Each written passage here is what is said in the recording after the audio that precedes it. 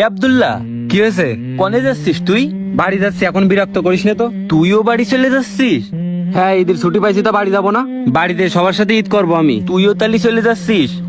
মাদ্রাসাতে তো সবাই চলে গেল, আমি তো তালি এখন মাদ্রাসায় একা। তুই যাইস নে বাড়ি, হ্যাঁ থাক, আমরা মাদ্রাসায় ঈদ করবানে। দেখ ভাই, আমি বাড়ি যাচ্ছি, এখন ডিস্টার্ব করিস না। আমার বাবা মা অপেক্ষা করছে আমার জন্য। এ আব্দুল্লাহ, আব্দুল্লাহ, এ আব্দুল্লাহ শোন। এ ভাই একটু শোন না। আরে কি হয়েছে? তোরা সবাই চলে যাচ্ছিস, তাহলে আমি কি করে থাকবা নে একা এই মাদ্রাসায়? এ তুই আমার সাথে জ্ঞান জ্ঞান করতেছিস কেন? সবাই বাড়ি যাচ্ছে, তা তুই বাড়ি যেতে পারতেছিস না? এখন আমি বাড়ি যাবো, ডিস্টার্ব করিস না।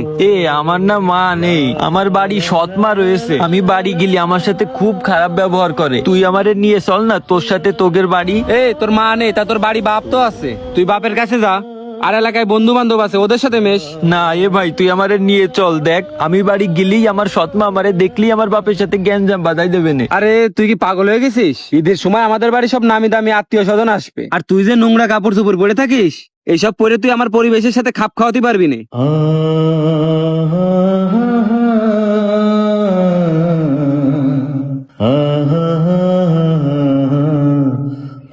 এ আমার আব্বা আমারে জামা কিনে দেই না, তা আমি কি পরবো? কিন্তু এইবার না আমারে একজন একটা পাঞ্জাবি জাকাত দিছে, আমি ঈদের দিন ওই পাঞ্জাবিটা পরবানে। এই তোর ওই পাঞ্জাবি তুই ঈদের দিন মাদ্রাসায় বসছে নে, আর তুই যে বাড়ি লজিং খাস সেই বাড়ির ছেলের সাথে ঘোরাফেরা করছে নিদি। আর শহর আমার বাড়ি আত্মীয় স্বজন আসবে, তাড়াতাড়ি যেতে হবে আমার।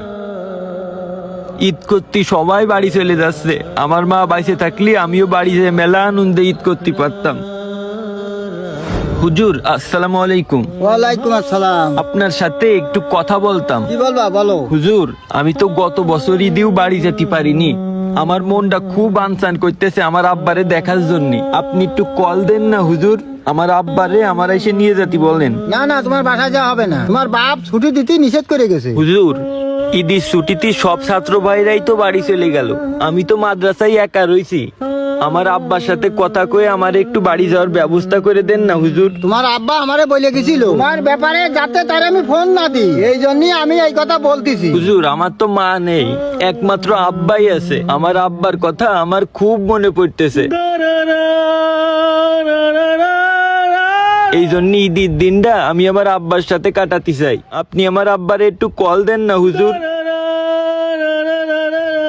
আচ্ছা তুমি যখন এত করে করছা, তাহলে তোমার বাবার কাছে আমি একটু কল দিয়ে দেখি। আচ্ছা হুজুর দেন। আসসালামু আলাইকুম ভাই, আপনার ছেলে বাসায় যাওয়ার জন্য অনেক কান্না কাটা করতেছে, আপনি একটু মাদ্রাসায় আসেন। আচ্ছা ভাই ঠিক আছে। শোনো, তোমার আব্বার সাথে কথা কলাম, তোমার আব্বা আসতেছে, তুমি ওই বারান্দায় যাই অপেক্ষা করো।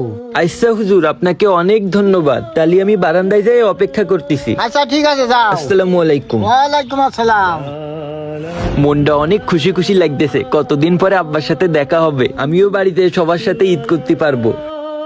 আব্বা, ও আব্বা, ভালো আছো তুমি? কতদিন পরে তোমারে দেখলাম আব্বা। থাম, কি করতেছিস? এ তোর এই ময়লা কাপড় চোপড় না আব্বারে জড়াই ধরতেছিস কেন? আব্বার গায়ে ময়লা লেগে যাবে না?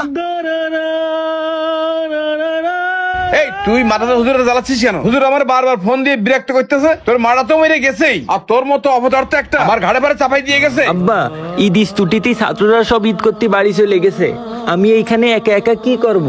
এই জন্যই আমি হুজুরে কইলাম তোমারে কল দিতি। আর আব্বা আমি কতদিন বাড়ি যাইনি, আগের ঈদেও আমি বাড়ি যাই ঈদ করতে পারিনি, তাই ভাবিলাম এই ঈদটা আমি তোমার সাথেই করব। আব্বা তোমাদের কথা আমার মেলা মনে পড়ছিল। এই তুই চুপ থাক, তুই বাড়ি যেই খাবার গেছিস সেই খাবার অশান্তি লেগেছে সংসারে আমার। ও আব্বা ছোটবেলা থেকেই তো আমার মা নেই, বছরের একটা দিন আমার কি শখ হয় না আপন মানুষদের সাথে ঈদ করার? তুমি বাড়ি যায় বসে বসে গিলবার, আমার মা তোমার জন্য না সেন্দে রেন্দে দেবে। শখ কত।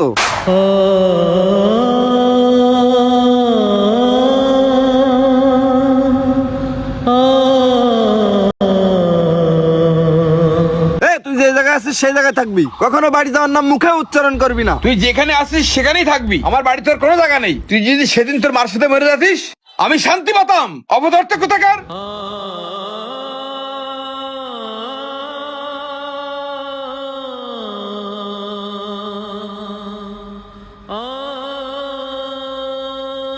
তোর জন্য, শুধুমাত্র তোর জন্য আমার বাবা মার ভিতরে অশান্তি হয়। তুই না থাকলে আজকে আমরা ভালোভাবে থাকতে পারতাম।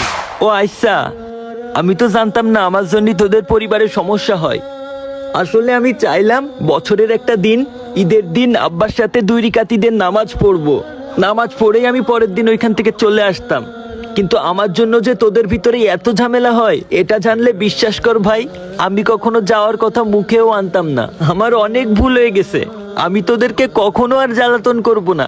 আসলে ভাই আমি বুঝতে পারিনি, আমার যেহেতু মা বেঁচে নেই, ওই বাড়িতে আমার আর কোনো অধিকার নেই, আমার বাবার প্রতিও আমার কোনো অধিকার নেই। তবে সমস্যা নেই, আল্লাহ উত্তম পরিকল্পনাকারী, যার কেউ নেই এই দুনিয়াতে, তার জন্য ওই আল্লাহই আছেন। এই তুই চুপ থাক, তোরা তো লেকচার শোনার সময় নেই আমার। তুই এই মাদ্রাসায় আসছিস, মাদ্রাসায় থাকবি, বাড়ি যাওয়ার নাম মুখেও আনবি না কখনো। আব্বা তুমি চলো তো, আমার ঈদের কিছু কেনাকাটা করতে হবে, মার্কেটে চলো। হ্যাঁ বাবা চলো, তোমার কিছু কেনাকাটা বাকি আছে না, চলো মার্কেট থেকে করে দেবা নাই। ঈদ একটা খুশির দিন, তবে সবার জন্য এক নয়। একদিকে বাবা মা তার সন্তানকে নিয়ে ঈদের আনন্দে মশগুল থাকে, আর একদিকে এতিমখানার এতিম বাচ্চাটা বাবা মার অভাবে ছটপটিয়ে মরে। এই দুনিয়াতে যাদের মা বেঁচে নাই, সেই সন্তানটাই জানে দুনিয়াতে তাদের বাবা বেঁচে থাকতেও কিভাবে পর হয়ে যায়। তাই দুনিয়াতে যাদের মা বেঁচে আছে, আপনারা আপনার মাকে খেদমত করতে কোনো প্রকার কমতি করবেন না। আর এই মা দুনিয়াতে বেঁচে থাকলেই একটা সন্তানের জীবন হয় জান্নাতের মতো। এজন্যই তো ভাই কথায় আছে না, মায়ের পায়ের নিচেই সন্তানের জান্নাত।